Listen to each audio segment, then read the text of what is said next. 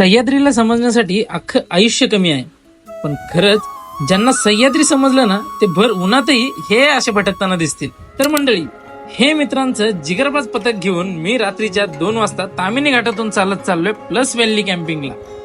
रात्रीचे 2 वाजलेत आणि तामिनी घाटात पोहोचलो आणि मग सुरू झाला रात्रीच्या अंधारात घाटात चालण्याचा थरार.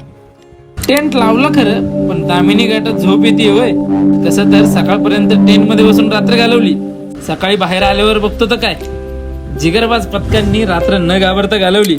मंडळी, कधी कधी ना असे ट्रेक्स आणि ट्रिप्स ना प्लॅन नाही करायच्या, त्या आपोआप घडतात आणि आयुष्यभर लक्षातही राहतात. निसर्ग, सह्याद्री या उन्हाळ्यात हे मस्त आवाज अनुभवत ट्रेक संपवला आणि आजचं टार्गेट आलं.